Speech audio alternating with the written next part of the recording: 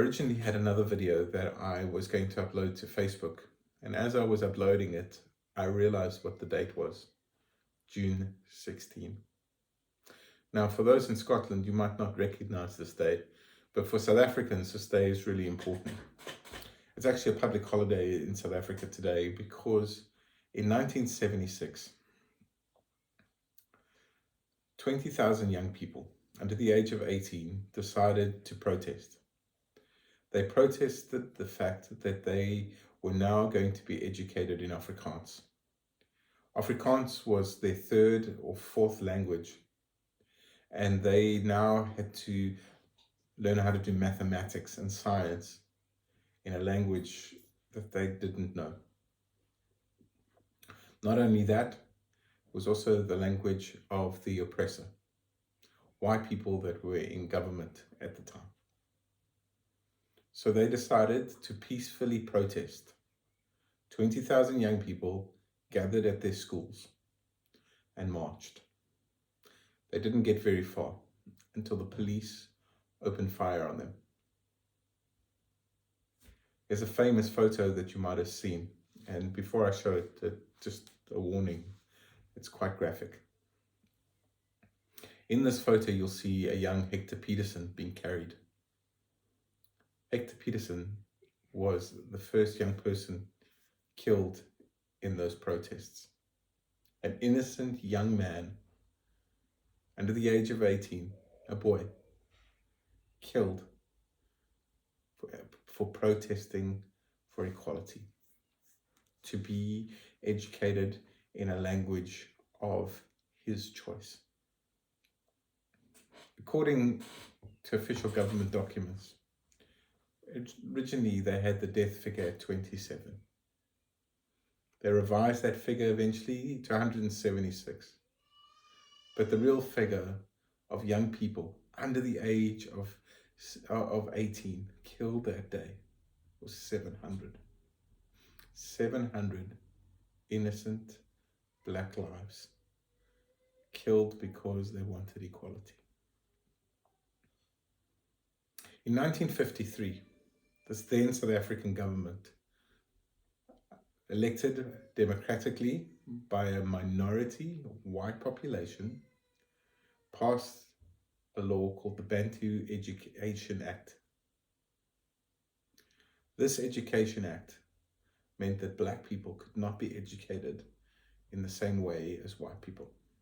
They were going to have an inferior education system because black people weren't going to have top jobs. So why educate them properly? They were going to fix roads and be laborers. Why would you want to educate them for that? It was a waste of money. So the government decided to institute this policy. Now, I wasn't born in 1976, and I wasn't born in 1953, but I benefited from those policies made. I was able to receive a good education. I was able to get good jobs.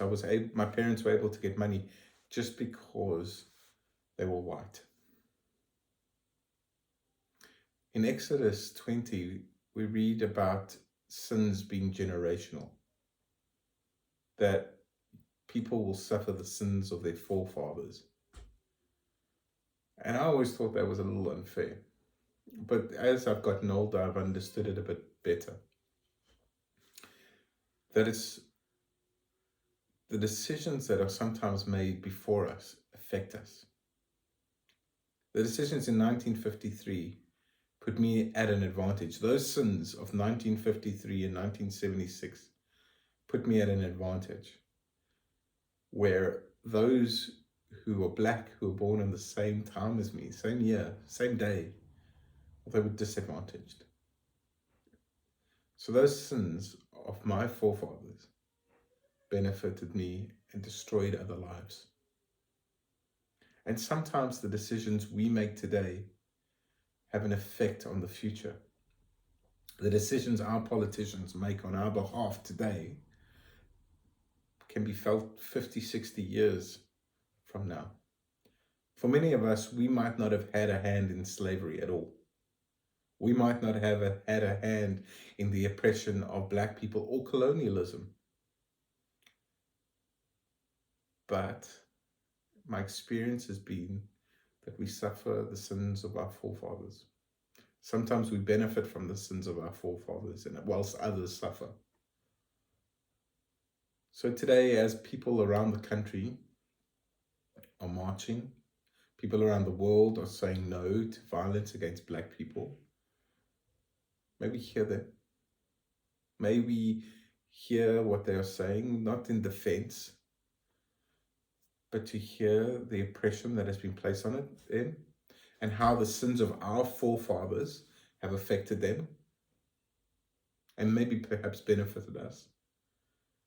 But on the other side, may we also realize that our decisions today have lasting consequences for those in the future.